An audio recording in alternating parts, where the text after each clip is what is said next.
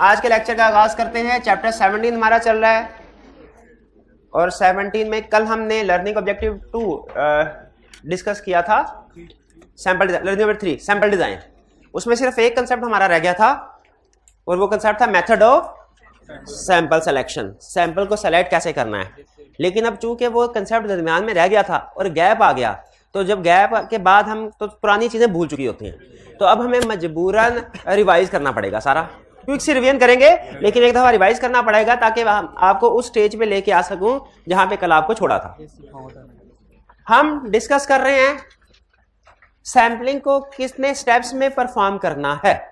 जैसे हमने इससे पहले कंफर्मेशन के चैप्टर में पढ़ा, कंफर्मेशन प्रोसीजर, वो भी स्टेप वाइज स्टेप्स हमने सीखे। अगर आपने कंफर्मेशन को यूज करना है स्टेप बाय स्टेप क्या काम करना होगा।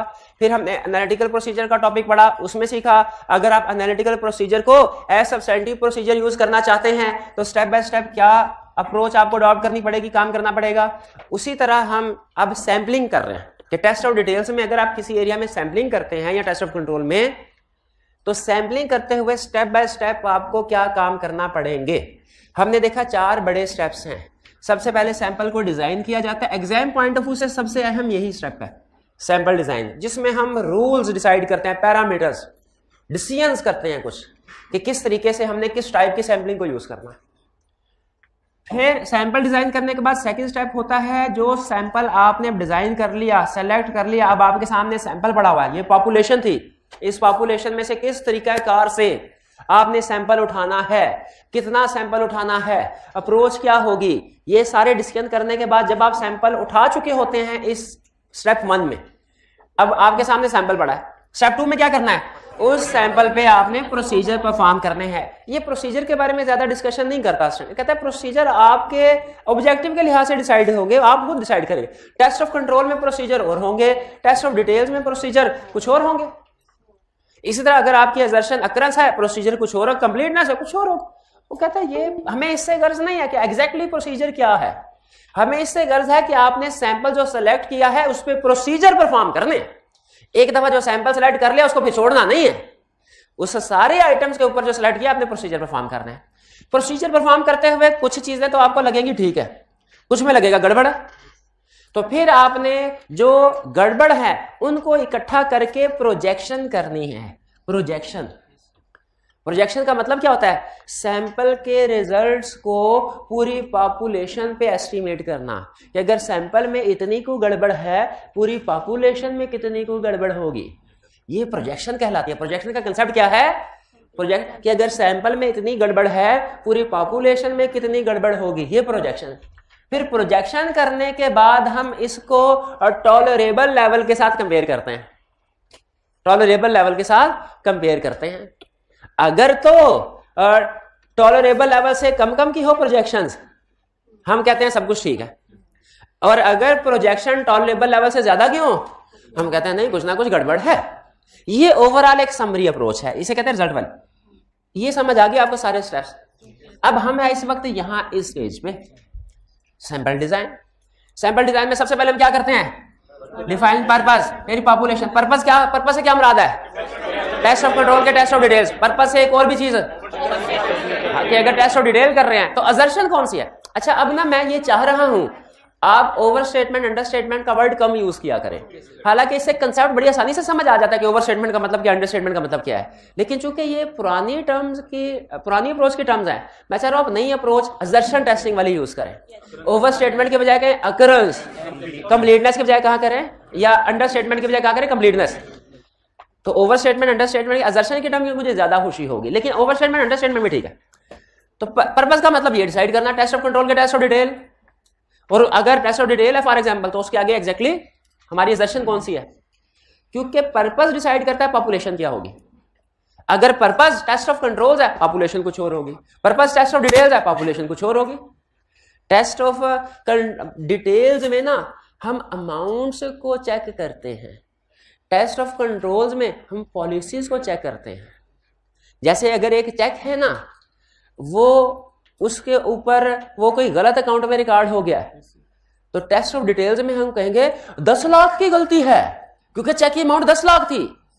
लेकिन अगर टेस्ट ऑफ कंट्रोल परफॉर्म कर रहे हो ना, हम कहेंगे एक ट्रांजैक्शन गलत होगी भाई 50 में से, समझ रहे? टेस्ट ऑफ कंट्रोल में हम पॉलिसी एंड कितने प्रोसीजर गलत हुए, टेस्ट ऑफ डिटेल्स में हम देखते हैं कितनी अमाउंट के हुए। इसीलिए आपने देखा होगा कि जब मिस स्टेटमेंट की बात करता है तो वो अमाउंट होती है टॉलरेबल, लेकिन जब डेविएशन की बात करता है ना वो रेट की बात, रेट का मतलब होता है परसेंटेज। ठीक है, तो बहरहाल पहला स्टेप हमारा क्या कि हमने पर्पस डिसाइड किया, उसकी बेस पर डिसाइड किया हमारी पॉपुलेशन क्या होगी। फिर नेक्स्ट हमने बताया कि क्या डेविएशन है, क्या मिस स्टेटमेंट है। इसको हमने 2-3 एग्जांपल से ये सीखा था कि नॉर्मल ऑडिट में जो टर्म्स होती हैं ना और सैम्पलिंग में जो तरीकाकार काम करने का वही होगा तकरीबन, लेकिन टर्म्स डिफरेंट होती हैं। जैसे नॉर्मल ऑडिट में जिसको स्कोप लिमिटेशन कहते हैं, सैम्पलिंग में उसको मिस स्टेटमेंट कहते हैं। जैसे नॉर्मल ऑडिट में जिसको मटीरियलिटी कहते हैं, टॉलरेबल कहते हैं। अगर आप थोड़ा सा गौर करें ना तो आपको लगेगा कि नॉर्मल ऑडिट में जो हम यानी चैप्टर 4 में जो हम डिसीजन मेकिंग वगैरह करते हैं वो भी इसी प्रोसेस के मुताबिक करते हैं।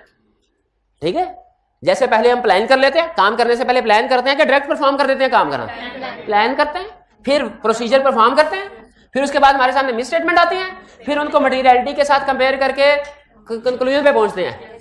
अगर मिस स्टेटमेंट मटीरियलिटी से कम हो, अनमोडिफाइड यानी सब कुछ ठीक है, और अगर ज्यादा हो तो कहते हैं गड़बड़ है। तो बेसिकली टर्म डिफरेंट, यहाँ वर्ड्स डिफरेंट है, अप्रोच वही है पहले वाले। इसी तरह tolerable rate of deviation, tolerable miss statement, ये न्यू टर्म्स हैं, स्पेसिफिक टर्म्स हैं जो इस सैम्पलिंग के चैप्टर में पढ़ते हैं, लेकिन ये इक्विवेलेंट है इन कंसेप्ट मटीरियलिटी के साथ। यानी कंसेप्चुअली अगर आप समझना चाहें ना तो आपके सामने कोई कहे टॉलरेबल रेट ऑफ डेविएशन, आप कहे टेस्ट ऑफ कंट्रोल में ये मटीरियलिटी लेवल है, और कोई पूछे अच्छा टॉलरेबल मिस स्टेटमेंट क्या है, कंसेप्चुअली क्या कहना है आपने, tolerable misstatement test of details में मटीरियलिटी लेवल, कंसेप्चुअली है। लेकिन एग्जाम में पूछे तो आपको पता है वो भी हमने टेक्निकल डेफिनेशन देते हैं। एग्जाम में ये लाइन लिखेंगे 0 नंबर देगा, एग्जाम में तो लिखते the rate of deviation internal account set by auditor in respect of which auditor obtains assurance that actual rate of deviation in population does not exceed from this preset level। Clear हुआ? तो फिर हमने अब deviation decide कर लिया, miss statement क्या है, इसके बाद हमने असेसमेंट कर ली क्या, टॉलरेबल रेट ऑफ डेविएशन या टॉलरेबल मिस स्टेटमेंट, और फिर इसी तरह एक्सपेक्टेड रेट ऑफ डेविएशन और एक्सपेक्टेड मिस स्टेटमेंट। अब टॉलरेबल में और एक्सपेक्टेड में फर्क पता ना आपको, एग्जांपल से बताया था। ठीक है, और मैंने फिर आपसे ये भी पूछा था प्रैक्टिकली टॉलरेबल कैसे डिसाइड होता है, जैसे मटीरियलिटी लेवल डिसाइड होता है, यानी फर्ज कर ले उसी तरह की कोई percentage. Expected rate of deviation, expected miss statement कैसे डिसाइड, पास्ट एक्सपीरियंस की बेस पे, प्रायर ईयर में कोई मिस स्टेटमेंट आई होंगे। ठीक है, नॉर्मली एज ऑडिटर ना प्रैक्टिस की बात बता रहा हूं आपको, एक क्लाइंट में जो 1 साल गलतियां हुई हो ना, अगले साल भी नॉर्मली वही होती है। जैसे किसी एक टॉपिक को पढ़ाते हुए इस सेशन के स्टूडेंट जो गलतियां करेंगे ना, ये हमारा एक्सपीरियंस की बात बता रहा हूं, अगले सेशन में भी नॉर्मली वो स्टूडेंट वही गलतियां करें, अनलेस कि टीचर अगले सेशन में खास तौर पे बच्चों को बता दे कि ये गलती नहीं करनी, ये गलती नहीं करनी। उसमें पता क्या, स्टूडेंट उसके ऊपर फोकस कर रहे होते हैं, ये गलती नहीं करनी, वो फिर कोई दूसरी गलतियां कर देते हैं। ठीक है, तो ये एक प्रोसेस चलता ही रहता है, क्लाइंट बहरहाल गलतियां करता ही रहता है। तो प्रीवियस अगर हमारा एक्सपीरियंस है किसी एरिया में किसी जगह पे क्लाइंट एरर कर रहा है तो नॉर्मली रिस्क होता है अगले, इसीलिए हम एक्सपेक्टेड मिस स्टेटमेंट का लेवल डेवलप कर देते हैं। वरना तो अगर आप सोचें अभी तो एक्चुअली ऑडिट शुरू हुआ ही नहीं है, अगर एक्चुअली ऑडिट शुरू हुआ ही नहीं अभी तक, अभी तो सैम्पलिंग प्लान कर रहे हैं ना, प्लानिंग अभी देखें स्टेप नंबर 2 वाली फेज पे नहीं पहुंचे, ऑडिट प्रोसीजर वाली स्टेज पे, अभी तो प्लान कर रहे हैं सिर्फ। अगर अभी सिर्फ प्लान कर रहे हैं तो कैसे पता चल गया हमें कि कितनी मिस स्टेटमेंट होने वाली है, वो अंदाजा है, वो अंदाजा है। ठीक, फिर इसके बाद expected rate of deviation, sir tolerable materiality, performance materiality और ओवरऑल मटेरियलिटी में क्या डिफरेंस? इसके बाद नेक्स्ट हमने क्या स्टडी किया था, सैम्पलिंग अप्रोच।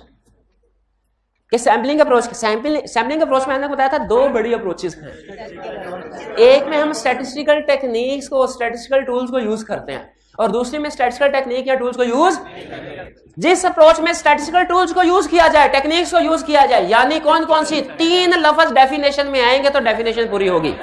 रैंडम का लफ्ज लाजमी आना चाहिए, प्रोबेबिलिटी का लफ्ज लाजमी आना चाहिए, सैम्पलिंग रिस्क का लफ्ज लाजमी आना, ये 3 लफ्ज डेफिनेशन में है तो आपकी डेफिनेशन कंप्लीट है, वरना आप पास होने वाली डेफिनेशन नहीं लिख पाएंगे। ठीक है, 3 लफ्ज कौन से है, रैंडम, प्रोबेबिलिटी, सैम्पलिंग, रिस्क, ये 3 लफ्ज लाजमी होने चाहिए। तो हमारी सैम्पलिंग स्टैटिस्टिकल सैम्पलिंग है, और अगर ये कैरेक्टरिस्टिक्स नहीं है हमारी सैम्पलिंग में तो वो नॉन स्टैटिस्टिकल है। स्टैंडर्ड कौन सी अलाउ करते हैं, लेकिन दोनों अलाउ करते हैं, लेकिन कहते हैं भाई हर एक के अपने फायदे नुकसान है, आप उसको प्लस माइनस को देख के फैसला करना।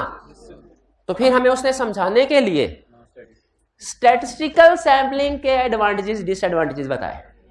याद है आपको? ये भाईजान जो क्लास में बैठ के ऑनलाइन लेक्चर ले रहे हैं, जरा मुझे बताइए स्टैटिस्टिकल सैम्पलिंग के एडवांटेजेस क्या हैं? स्टैटिस्टिकल सैम्पलिंग के एडवांटेजेस क्या हैं?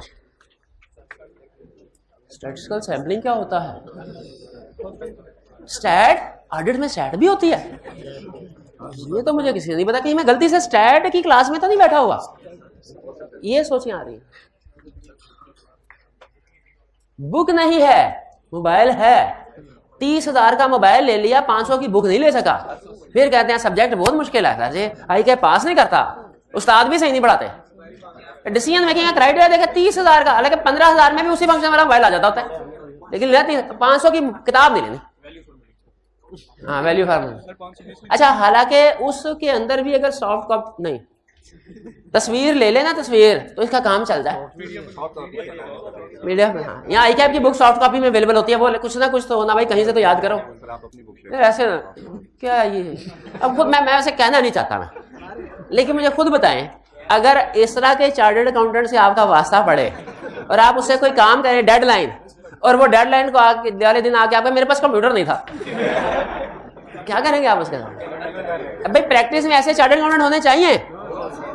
तो आदत बदले, आदत में कोई बदवा नहीं दे रहा, ये ना समझेगा, लेकिन मैं समझा रहा हूं कि इस तरह के अप्रोचेस से चार्टर्ड अकाउंटेंट नहीं, आई क्या आपको भी पता है ना। मेरे भाई बताओ, इतनी देर से कलप रहा हूं मैं, सवाल क्या पूछा था इससे? सवाल बता, जवाब को गोली मारो, सवाल बता। ये हाल पीछे वाले भाई, एडवांटेजेस ऑफ स्टैटिस्टिकल, शाबाश बताएं फिर। स्टैटिस्टिकल टेक्निक्स यूज होती हैं, फ्री फ्रॉम बायस,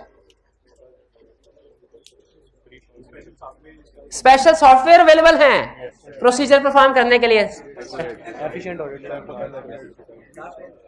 आपको पता है एक होता है SPSS सॉफ्टवेयर, कभी सुना? एक्सेल की तरह वो स्टैट के टूल्स इस्तेमाल करने के लिए, और साइंटिफिक टेक्निक्स इसमें। डिसएडवांटेजेस के एक मिनट है, डिसएडवांटेजेस बताइए, डिसएडवांटेजेस स्टैटिस्टिकल सैम्पलिंग के डिसएडवांटेजेस। ह्यूमन जजमेंट यूज होती है इसमें? नहीं होती। अच्छा, ये कहना चाहते हैं नहीं होती। हाँ, over emphasise human judgement, over. अच्छा, आप जहां से देख के बता रही हैं ना, वो डिसएडवांटेजेस नहीं है। मुझे लग रहा है कि एडवांटेजेस आप बता रही हैं और मैं डिसएडवांटेजेस पूछ रहा हूं। पहले देख लें तसल्ली से कंसेप्ट कौन सा। याद क्यों नहीं किया आपने? एडवांटेजेस है ना, मैं डिसएडवांटेजेस पूछ रहा हूँ। स्टैटिस्टिकल सैम्पलिंग के डिसएडवांटेजेस तो भाई ने बता दिए। हाँ बताइए, शाबाश शाबाश। ह्यूमन रिसोर्सेज यूज नहीं होते, ह्यूमन रिसोर्सेज यूज नहीं होते, ह्यूमन जजमेंट्स इसमें इस्तेमाल। हाँ ठीक है ठीक है ठीक है। ओवर एम्फसिस हो जाता है किसके ऊपर? टेक्निक्स पे ओवर एम्फसिस हो जाता है।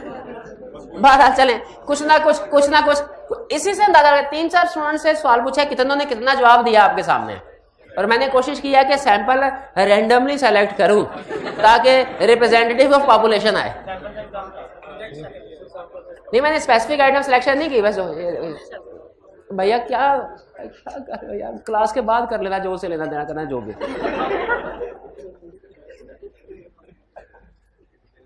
किधर थे? हाँ, ये determine sample size, sample size decide करना है। अच्छा मुझे बताइए, हम हमेशा जिसे भी क्लाइंट पे ऑडिट करने के लिए जाते हैं, हमेशा हमारा सैंपल होता है 60%? अच्छा 40% होता है हमेशा, कि कभी 40 कभी 60 कभी 30 कभी 70। ये कैसे डिसाइड करते हैं? एक मिनट है, ये फैक्टर्स। अच्छा बताइए, फैक्टर्स सारे एक जैसे हैं कि टेस्ट ऑफ कंट्रोल के रहता और टेस्ट ऑफ डिटेल्स के रहता है? एक मिनट है, ये अब एक स्टूडेंट मुझे फैक्टर बताएगा और एक स्टूडेंट उसका इंपैक्ट बताएगा, ठीक है?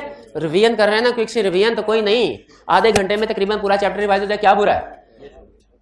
सैंपल साइज बताइए, फैक्टर जो कि sample size for test of controls को इफेक्ट करता हो। पूछो क्या रे भाई बताइए। Tolerable rate of deviation, tolerable rate of deviation का सैंपल साइज में क्या इफेक्ट है? अगर tolerable rate of deviation decrease हो जाए सैंपल साइज में क्या इफेक्ट होगा? टॉलरेबल रेट ऑफ डेविएशन का मतलब मटेरियलिटी कम हो गई, ये बढ़ गया, तो सैंपल साइज क्या होगा?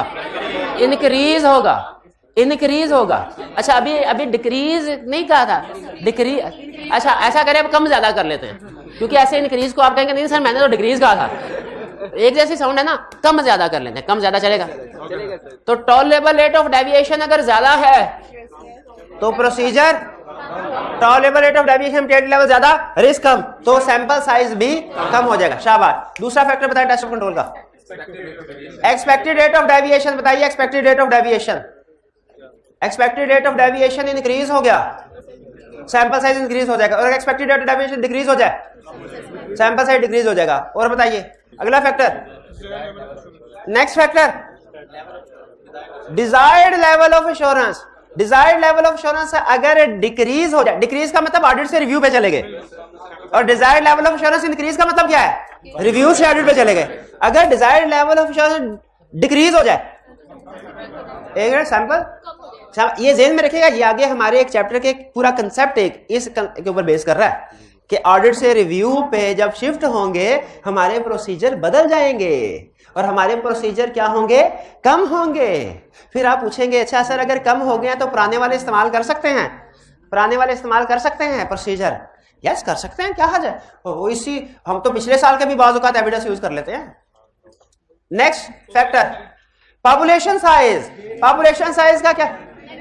कोई इफेक्ट नहीं, गलत, नेग्लिजिबल इफेक्ट। नो इफेक्ट में और नेग्लिजिबल इफेक्ट में थोड़ा सा फर्क है, लेकिन फर्क है, फर्क है जी, हाँ थोड़ा सा फर्क है। अब बताइए शाबाश, आप बताइए sample size for factor for test of detail, factor for test of detail, test of detail का जी। एक्सपेक्टेड मिस स्टेटमेंट है, ये मेरा भाई बताएगा। Expected misstatement, expected misstatement decrease हो गई, sample size for test of control पे क्या फर्क पड़ेगा?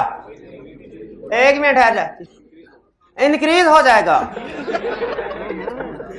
एक्सपेक्टेड मिस स्टेटमेंट डिक्रीज हो गई, sample size for test of control पे क्या फर्क पड़ेगा? वो डिक्रीज हो जाएंगे। एक्सपेक्टेड मिस स्टेटमेंट डिक्रीज हो गई, sample size for test of control पे क्या फर्क पड़ेगा? इंक्रीज हो जाएगी। ये हाल है, ये पढ़ा के बैठो। अब बता, सही से बता, वैसे मैं सिर्फ तेरे से पूछ रहा हूँ, आई क्या आपका कसूर है? भाई एक्सपेक्ट कल बताया था, expected misstatement test of control के लिए रेलिवेंट नहीं है। वही गलती कर रहे हैं जिसमें आई कैप आपको मारता है।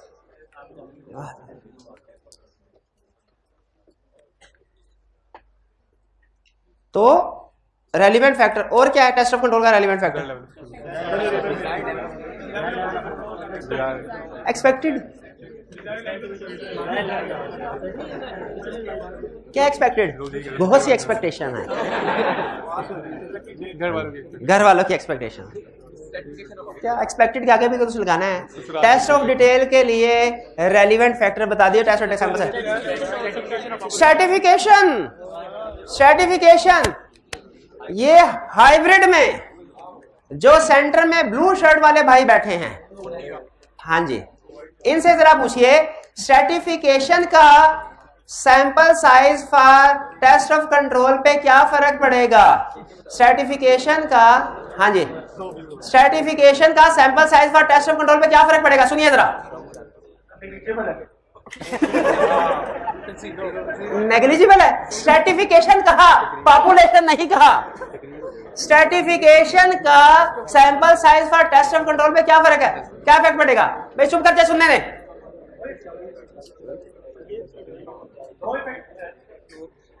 और सर्टिफिकेशन का sample size for test of control पे क्या इफेक्ट है? No effect. शाबाश, क्योंकि रेलिवेंट नहीं है। और sample size for test of control पे डिक्रीज है।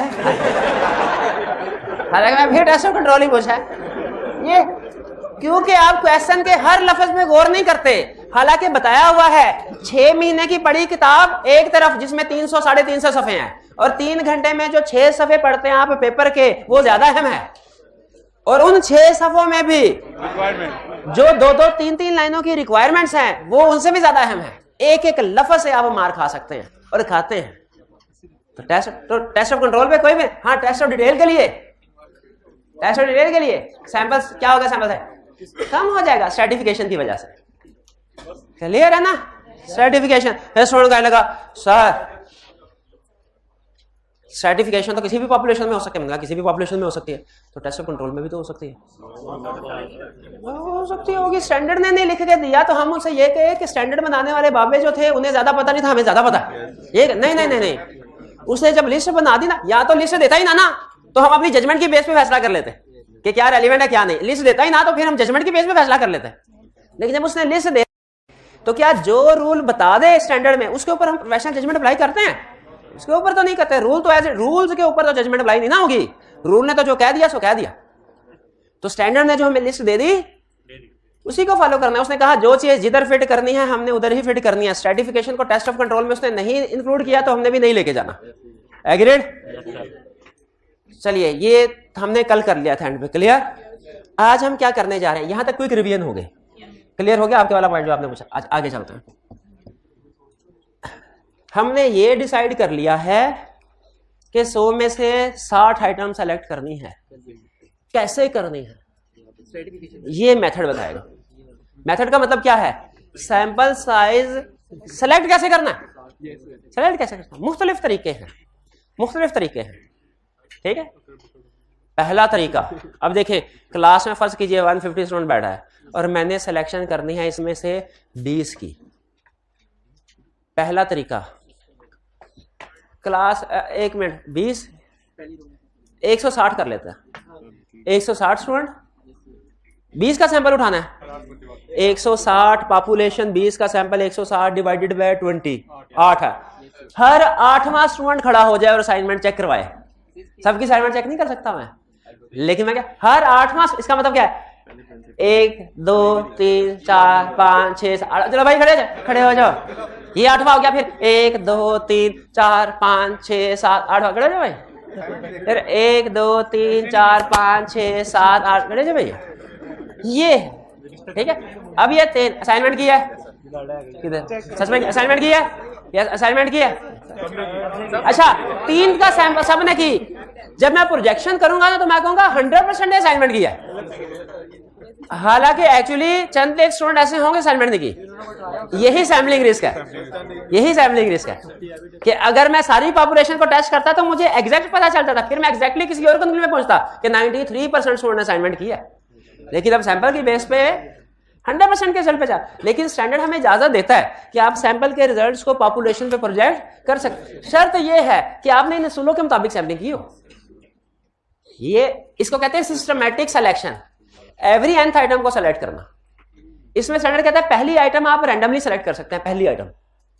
ठीक है? यानी ये ना हो कि सबको पता हो कि 8वां बंदा सेलेक्ट करना है, कल को आए तो 8वीं सीट ही खाली हो, बैठा उन्हें पता भाई इधर फंस जाना हमने, उधर से 16वीं खाली है, उधर से 24 में। ऐसे हो सकता है। तो जब क्लाइंट को पता चल जाए हम हर 8वीं आइटम सेलेक्ट करते हैं तो हर 8वीं आइटम को नीट एंड क्लीन कर देगा, बाकी तबाही फेर देगा और बाकी कोई स्टूडेंट असाइनमेंट करके नहीं आएगा। उसे पता मैंने कौन सा सैंपल में आना है। इसीलिए स्टैंडर्ड कहता है आप इसको चेंज, पहला नंबर चेंज कर सकते हैं। मैंने पहला नंबर जैसे 3 सेलेक्ट कर लिया तो उसका मतलब पहली आइटम कौन सी सेलेक्ट हुई 3, खड़े हो जाए। अब इसके बाद हर 8वीं आइटम सेलेक्ट होगी, हर 8वीं खड़े रहे 1 2 3 4 5 6 7 फिर इसकी बारी कैसे आ गई? पहला कह रहे मैं किधर जाऊं, हर दफा सैंपल साइज में आ जाता। एक है random selection. Random selection, random selection का मतलब क्या है? जो दिल अच्छा। लेकिन ये देखिएगा, फर्स्ट कीजिए सबके नंबरिंग। दो आपके सामने अप्रोचेस हैं। एक ये कि हम बगैर एक सोचे समझे बगैर किसी टेक्निक के आइटम को सेलेक्ट करते जाएं। जैसे अगर बगल में हटे खड़े हो जाए भाई। असाइनमेंट असाइनमेंट असाइनमेंट असाइनमेंट दिखा, असाइनमेंट बगैर कुछ structure, assignment assignment assignment assignment दिखाओ भाई, असाइनमेंट दिखा। ये बगैर किसी स्ट्रक्चर टेक्निक के, इसको रैंडम सिलेक्शन नहीं कहते, इसको कहते हैं हैप्पैज़ार्ड सिलेक्शन, जिसमें बगैर किसी स्ट्रक्चर टेक्निक आर्बिट्रेरी बेसिस पे, हवाई बेसिस पे, without any valid basis item को सेलेक्ट किया जाता है। ये है हैप्पैज़ार्ड। याद रखिए, भूल गए आप, random selection, random number use करना स्टैटिस्टिकल टेक्निक है। ये स्टैटिस्टिकल फार्मूला के बगैर रैंडम नंबर्स आप रैंडम सिलेक्शन नहीं कर सकते, सिलेक्शन नहीं कर सकते। अभी सारे मोबाइल निकालें, मोबाइल निकालें, गूगल पे जाए, गूगल पे जाए, जल्दी कर, टाइम ज़ाया ना कर, गूगल पे जाए। चले, जिनका मोबाइल चल रहा है, नेट पैकेज है, वो उन स्टूडेंट को कहना सिर्फ गूगल पे जाएं और लिखें random number generator, random number generator. करके बैठ रहा, टाइम ज़ाया ना किया, मैं टाइम ज़ाया जो कहता है जानी दुश्मन बन जाता हूँ उसका।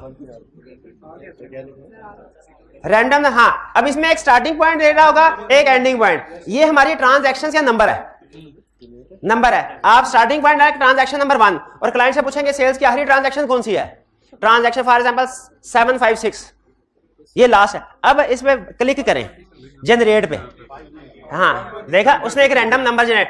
अब ये नंबर, लेकिन ये नंबर आप ये वाले ट्रांजैक्शन सेलेक्ट करेंगे, लेकिन ये ट्रांजैक्शन आपने खुद से डिसाइड नहीं की, आपको किसने डिसाइड करके दिया है, सॉफ्टवेयर ने। ये रैंडम नंबर जनरेटर एक सॉफ्टवेयर है, स्टैटिस्टिकल टेक्निक। इस तरीके से करेंगे फिर ये रैंडम सिलेक्शन होगी। अगर आप खुद से कहेंगे ना सर ये वाली ट्रांजैक्शन निकाल दे, ये वाली ट्रांजैक्शन निकाल दे, ये वाली ट्रांजैक्शन, वो उसमें आपने रैंडम नंबर को यूज ही नहीं किया, वो रैंडम सिलेक्शन है ही नहीं। जिस सिलेक्शन में रैंडम नंबर नहीं यूज हुआ वो रैंडम सिलेक्शन नहीं है। रैंडम सिलेक्शन वो होती है जिसे आप सिलेक्शन करें यूजिंग रैंडम नंबर, जो मैंने आपको कहा। और भी बड़ी बड़ी वेबसाइट है जो कि बड़े कम्प्लेक्स तरीके से भी सिलेक्शन करवाती हैं, उसकी तरफ सिर्फ कंसेप्ट देना मकसद था। ये जो हम कहते हैं ना बगैर कंप्यूटर सॉफ्टवेयर को इस्तेमाल किए, इसे कहते हैं हैप्पैज़ार्ड सिलेक्शन। ये भी एक सिलेक्शन का ठीक है, हैप्पैज़ार्ड सिलेक्शन, हैप्पैज़ार्ड सिलेक्शन। क्लियर हुई ये बात। और अगर मैं ऐसे देखूं सबके शक्ल, इसे नजरें से खड़े हो जा भैया,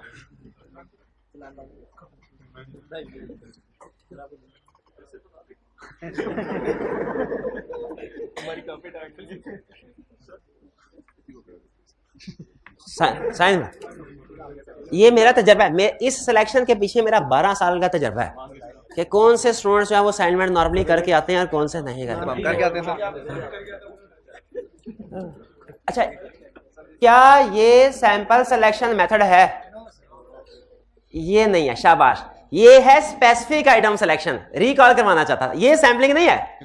इसको आपने हैप्पैज़ार्ड, क्योंकि इसमें हैप्पैज़ार्ड में होता है विदाउट स्ट्रक्चर टेक्निक, इसमें कोई ना कोई टेक्निक, कोई ना कोई बेसिस है। ये आपको याद होगा, मैंने एग्जांपल दी थी स्पेसिफिक आइटम सिलेक्शन में, चुन चुन के आइटम को सेलेक्ट करना, चुन चुन के। ये हैप्पैज़ार्ड ये बेसिस नहीं है। हैप्पैज़ार्ड क्या, ठीक है, बगैर किसी स्ट्रक्चर टेक्निक। फर्क समझ आ रहा है आपको? रैंडम नंबर में और हैप्पैज़ार्ड में फर्क समझ आया? समझ आया? अच्छा, और अब सुने, असाइनमेंट करती हैं। 4th बेंच के सारे स्टूडेंट्स खड़े हो जाएं और असाइनमेंट दिखाएं। इधर से 5th बेंच के सारे स्टूडेंट्स खड़े हो जाएं और असाइनमेंट दिखाएं। इधर से 9th बेंच के सारे स्टूडेंट खड़े हो जाएं, असाइनमेंट दिखाएं। ये ब्लॉक सिलेक्शन है। ब्लॉक सिलेक्शन स्टैंडर्ड कहता है, अच्छा स्टैंडर्ड सुन ले क्या कहता है, पहले बताएं। Selecting blocks of adjacent amount का मतलब है जो इकट्ठी है, मिलती जुलती इकट्ठी आइटम है, उस सब का पूरा ब्लॉक बना के सेलेक्ट कर लेना। फर्क समझ आया? एवरी एंड थर्ड, हर 10वीं, हर 12वीं, हर 20वीं आइटम सेलेक्ट करें। ये कौन सा है? अगर हम रैंडम नंबर सॉफ्टवेयर यूज करते हुए सिलेक्शन करें, अगर हम सिलेक्शन तो की लेकिन अपनी जजमेंट की रैंडम नंबर को यूज नहीं किया, हैप्पैज़ार्ड सिलेक्शन। और कोई स्पेसिफिक टेक्निक भी नहीं है, यानी वो रिस्क बेस पे भी नहीं है, हैप्पैज़ार्ड। और अगर मिलती जुल जो इकट्ठी आइटम है 5, 5, 10 ग्रुप की शक्ल में सिलेक्शन की, ब्लॉक सिलेक्शन। अब सुनिए स्टैंडर्ड के कुछ 2-3 टिप्स। एक तो वो कहता है सैम्पलिंग की डेफिनेशन में, याद है आपको सैम्पलिंग की डेफिनेशन में क्या था? कि इसमें हर आइटम के सिलेक्ट होने का चांस होता है, ये लिखा था कि हर आइटम के सिलेक्ट होने का इक्वल चांस होता है, हर आइटम के सिलेक्ट होने का चांस होता है, ये लिखा था। इक्वल, वो इक्वल हो भी सकता है नहीं, लेकिन इक्वल चांस होता है स्टैटिस्टिकल सैम्पलिंग में, स्टैटिस्टिकल सैम्पलिंग में। अच्छा आप देखें मेथड में स्टैंडर्ड लेसन क्या दे रहा है, गौर से सुने। कहता है 4 मेथड हैं, स्टैटिस्टिकल सैम्पलिंग यूज कर रहे हैं तो मेथड कुछ और उठा लें, नॉन स्टैटिस्टिकल सैम्पलिंग यूज कर रहे हैं तो कुछ और।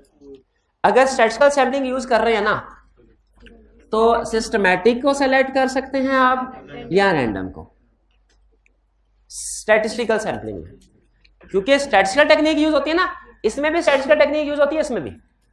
इसमें कहां यूज होती है वाला, जब पहला आइटम सेलेक्ट करते हैं, पहले आइटम में रैंडम नंबर आ जाता है। नॉन स्टैटिस्टिकल सैम्पलिंग यूज कर रहे हैं तो तीनों में से कोई भी यूज कर सकते हैं, तीनों में से कोई भी, नॉर्मली हैज़ार्ड यूज कर, लेकिन कोई भी यूज कर सकते हैं नॉन स्टैटिस्टिकल। और ब्लॉक के बारे में स्टैंडर्ड कहता है कभी भी यूज नहीं कर सकते ब्लॉक। क्यों? इसकी रीजन वो कहता है क्योंकि ये रिप्रेजेंटेटिव ऑफ पॉपुलेशन नहीं है। लायक बच्चे हैं तो सारे लायक ही होंगे पूरे ब्लॉक में, और अगर कोई नालायक वाला, एक जैसे इकट्ठे बैठते हैं ना, और नालायक है तो सारे नालायक ही इकट्ठे बैठे होंगे, true representative population block selection में नहीं आता। इसीलिए कहता है ब्लॉक सिलेक्शन कभी नहीं कर सकते, हैज़ार्ड सिलेक्शन स्टैटिस्टिकल में, नॉन स्टैटिस्टिकल में कर सकते हैं, स्टैटिस्टिकल में हैज़ार्ड नहीं कर सकते, और रैंडम और सिस्टमैटिक दोनों में कर सकते हैं। रैंडम किस बेस पे होती है? ठीक, रैंडम सॉफ्टवेयर की बेस पे होती है जी। सॉफ्टवेयर के पीछे एल्गोरिथम होते हैं कम्प्लेक्स, वो इंजीनियर्स का काम है, उसके पीछे फार्मूला बनाए होते हैं जिससे रैंडम आइटम सेलेक्ट होती है। देखिए हम हर एक में अनबायस्ड ही है, सिस्टमैटिक में भी हैज़ार्ड में थोड़ा सा रिस्क होता है कि बायस्ड हो सकते हैं, लेकिन इसमें भी अनबायस्ड ही होना चाहिए, क्योंकि बायस्ड हो जाए ना तो वो फिर स्पेसिफिक आइटम सिलेक्शन की तरफ बात जा सकती है। ठीक है, इसलिए हमने अनबायस्ड होके काम करना जी। हैज़ार्ड में जजमेंट्स अप्लाई नहीं होनी चाहिए, आर्बिट्रेरी बेसिस है।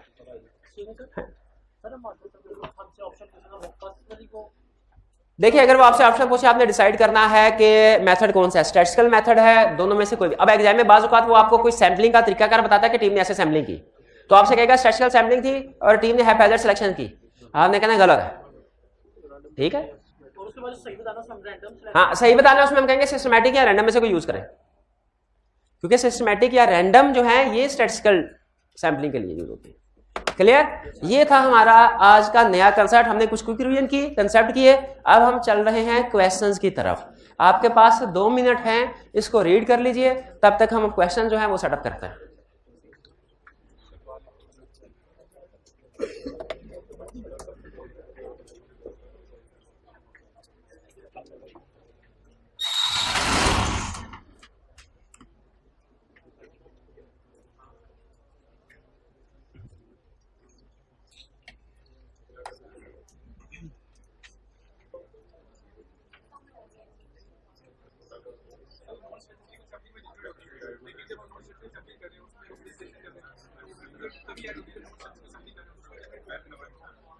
देखिए जजमेंट हो, नॉन स्टैटिस्टिकल में जजमेंट हो भी सकती है कुछ कैसे, हाँ हो सकती, लेकिन बायसनेस नहीं होनी चाहिए जजमेंट में और बायस में। जी चलिए बस कर दे, बस काफी होगी रीडिंग, अब किताबें बंद कर दे, बहुत पढ़ लिया आपने, इतना पढ़ के क्या करेंगे, किताबें सारी बंद कर दे, किताबें सारी बंद कर दे।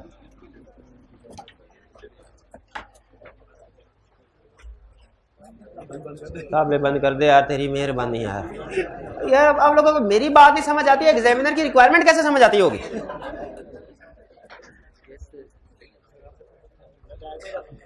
बैग में रख लें साइड पे, बस इसके बाद अब किताब नहीं खोलनी इंशाल्लाह, छुट्टी कर देंगे इसके बाद, बैग में रख लें, बैग में रख लें, शाबाश रखे बैग में, मेहरबानी आपकी, मेहरबानी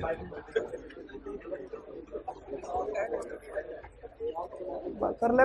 कितना याद करेगा, कितना नहीं होने याद, जो सारी रात में नहीं काम किया 2 मिनट में हो जाएगा।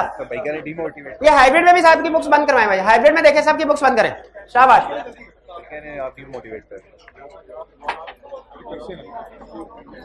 What do you understand by, जिससे पूछूंगा ना वही बताएगा, जिससे पूछूंगा वही बताएगा। What do you understand by the term sampling risk, sampling risk को डिफाइन कर दें।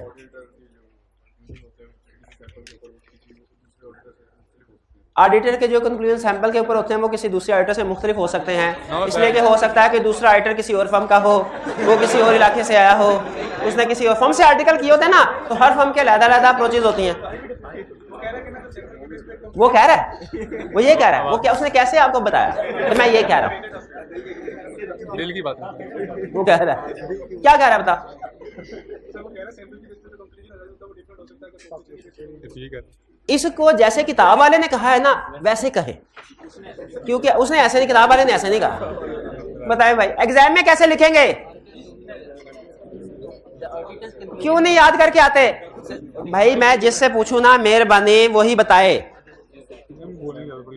जिससे पूछ सिर्फ वो नहीं बताता, बाकी सारी क्लास उछलना शुरू हो जाती है। सैम्पलिंग रिस्क बताएं।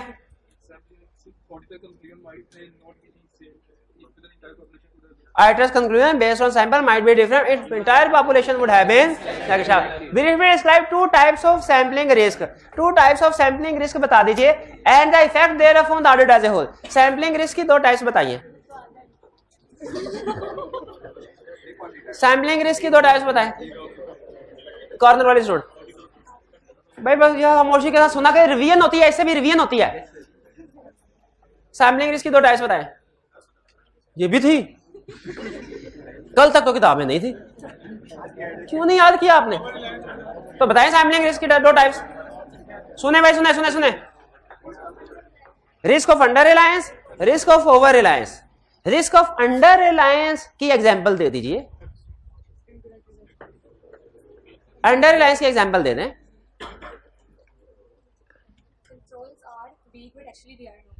Auditor thinks that controls are weak, but actually controls are strong। शाबाश शाबाश, एक एग्जांपल काफी है। इसका इफेक्ट क्या होता है,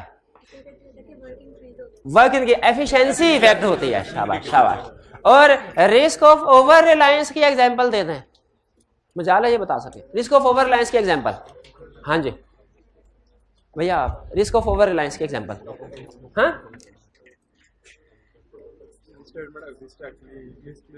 Auditor thinks that misstatement does not exist, but actually misstatement exists। इसका इफेक्ट क्या होगा? शाबाश, सही एग्जांपल दिए। Effect auditors opinion, auditors conclusion या ऑडिटर्स इफेक्टिवनेस, क्योंकि इसकी बेस पे ऑडिटर गलत कंक्लूजन दे देगा। शाबाश, हाँ ठीक, यही थे risk of under Reliance over Reliance. How can auditor reduce sampling and non-sampling risk in case of test of control and substantive test? अच्छा बताइए, how to reduce sampling and non-sampling risk पढ़ा हुआ हमने, लेकिन ये नहीं पढ़ा हुआ कि टेस्ट ऑफ कंट्रोल में सबस्टैंडर्ड है, वे सैम्पलिंग उसी में करते हैं। How to reduce sampling risk by increasing in sample size, जिससे पूछा है वो बताए। दूसरा stratification, how to reduce non-sampling risk,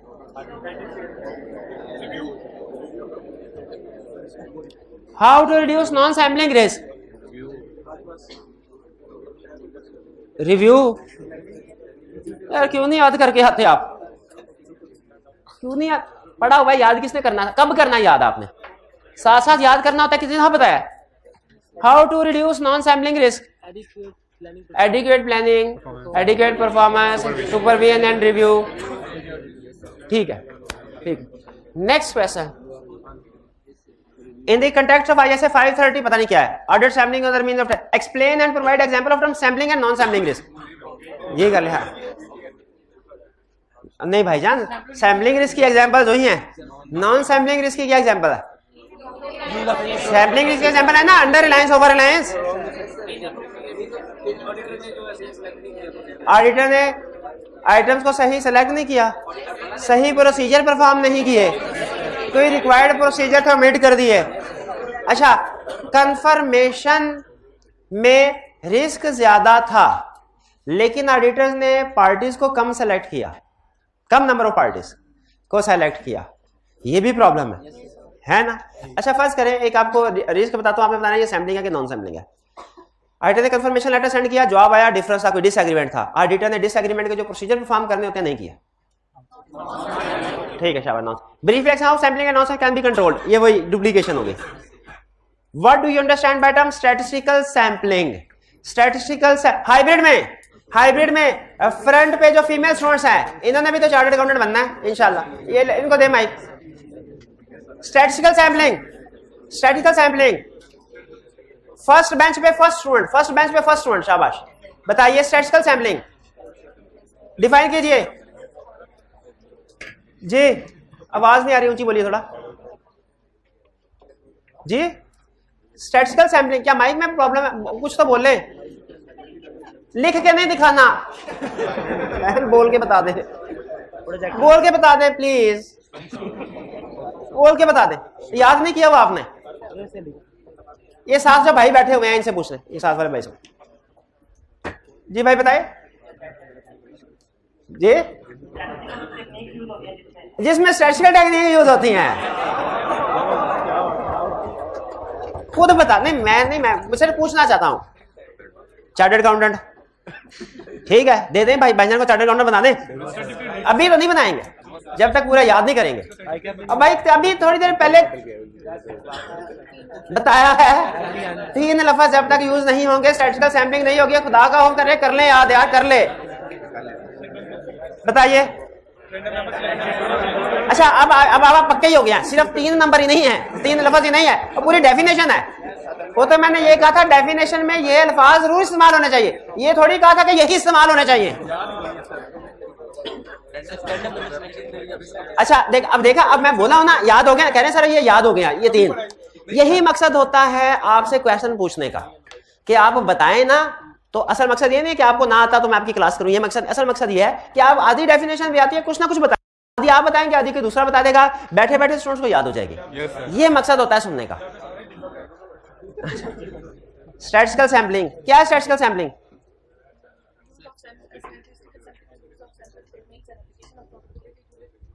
random selection of item, use of probability theory to evaluate result and measurement of sampling. शाबाश। Stratification किसे कहते हैं? स्ट्रैटिफिकेशन बताएं। Classification of item based on similar characteristics. ठीक है, dividing population into sub population based on similar characteristics, जो कि often क्या होती हैं? ऑफन ऑडिट में वो ऑफन मॉनिटरी वैल्यूज होती हैं कि non monetary? Monetary value, monetary item की बेस में हम क्लासिफिकेशन करते हैं। शाबाश। The purpose of audit sampling is to draw conclusion about entire population. समझ आ रही है लाइन? चलिए, अगर आपको ये लाइन समझ आ रही है इस क्वेश्चंस की, तो इसका मतलब कंसेंट बिल्ड हुए हम आपके। The auditor adopts different methods to select a representative sample. Auditor different method use करता है which has characteristics typical of the population, जो population के typical characteristics हो। Briefly describe the principal methods of selecting the sample. बताइए कौन कौन सी है? Systematic selection, random selection, haphazard. अच्छा मुझे ये बताइए ब्लॉक सिलेक्शन सॉल्यूशन में लिखेंगे कि नहीं? क्योंकि उसने कहा है principal method of selecting the sample, उसने ये नहीं कहा कि जो acceptable method of sample selection, ये नहीं कहा, एक्सेप्टेबल मेथड नहीं कहा। जैसे एक 3 तरह की होती है ना, लिमिटेड, रीजनेबल, एब्सोल्यूट। एक क्वेश्चन में उसने कहा था कि मुझे वो वाली एश्योरेंस बताओ जो क्लाइंट को प्रोवाइड की जाती है, तो इसका मतलब हमने सिर्फ 2 बतानी थी। यहां पे वो ये नहीं कह रहा मुझे वो वाले मेथड बताओ जो एक्सेप्टेबल है, कह रहे जल्द सारे बता दो, क्योंकि स्पेसिफाई नहीं कर। तो हम ब्लॉक सिलेक्शन भी बता देंगे। Differentiate between following statistical and non statistical sampling and non sampling risk. ये डुप्लीकेट, ठीक है। Brief systematic sampling, duplicate. अच्छा ये देखिए, इसका मतलब हमारे आईकैप के क्वेश्चन बैंक के क्वेश्चन भी साथ साथ प्रैक्टिस हो रहे हैं। ये भी क्वेश्चन बैंक का था, ये भी क्वेश्चन बैंक का था, ये नहीं था, ये भी क्वेश्चन बैंक का। Identify the factor which influence the sample size for test of control. नहीं ये अभी एक्सरसाइज की थी हमने, ठीक है। कोई एक स्टूडेंट 3-4 बता दे अकेला, है कोई क्लास में स्टूडेंट? शाबाश, आप बताएं।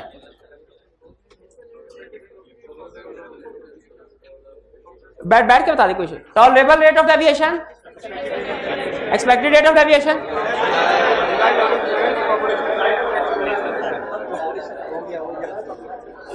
एक मिनट, अरे मेरी तसल्ली नहीं हुई। जी भाई आप बताइए, ये भाई। हाँ, test of control, tolerable rate of deviation, expected rate of deviation, desired level of assurance, extent of, ठीक है ठीक है। Test of details, test of details के बताएं। Tolerable misstatement, expected misstatement, certification, ठीक है। Describe some factors and their effect on auditor judgement of sample size for substantive procedure. ये तो पढ़े ही नहीं हमने आउट ऑफ द, अच्छा नहीं मैंने सच में नहीं पढ़ा है, मैंने सब्सटेंटिव प्रोसीजर के तो पढ़ा ही नहीं है। अच्छा टेस्ट ऑफ डिटेल भी सब्सटेंटिव प्रोसीजर है। क्लास में कोई एक स्टूडेंट है जो टेस्ट ऑफ डिटेल्स और सब्सटेंटिव प्रोसीजर में फर्क बता सके? सब्सटेंटिव प्रोसीजर की दो टाइप्स हैं, analytical procedure, test of detail. अच्छा सब्सटेंटिव प्रोसीजर का मकसद क्या होता है?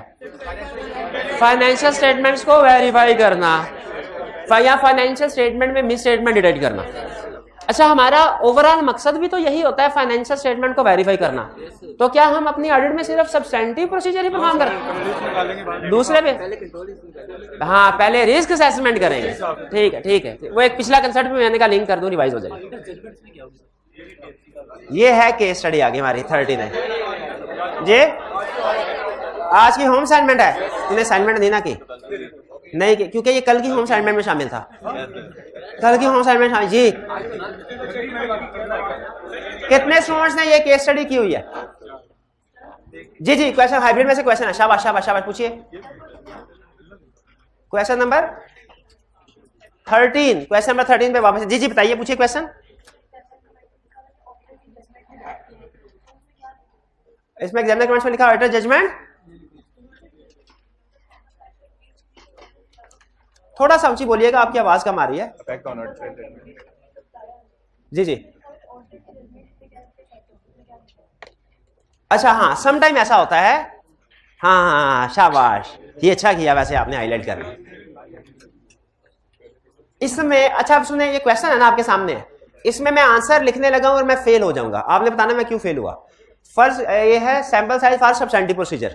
मैंने लिखा number 1 tolerable miss statement, number 2 expected miss statement, number 3 other substantive procedures, number 4 stratification, number 5 population. हाँ शाबाश, देखिए गौर से सुने, कह रहा है फैक्टर्स भी बताओ एंड देयर इफेक्ट भी बताओ। हमने हेडिंग नहीं बताना है, if this factor is increased तो सैंपल साइज में क्या है ये भी बताना। सिर्फ फैक्टर्स लिख देंगे तो वो फेल कर देगा। क्लियर होगी ये बात? इसीलिए क्वेश्चन की रिक्वायरमेंट देखिए, फिर बता रहा हूं क्योंकि अहम है। आप 350 की किताब, 350 सफ़ों वाली किताब पढ़ते हैं वो एक तरफ, लेकिन क्वेश्चन पेपर के 6 सफ़े एक तरफ, वो ज्यादा अहम है।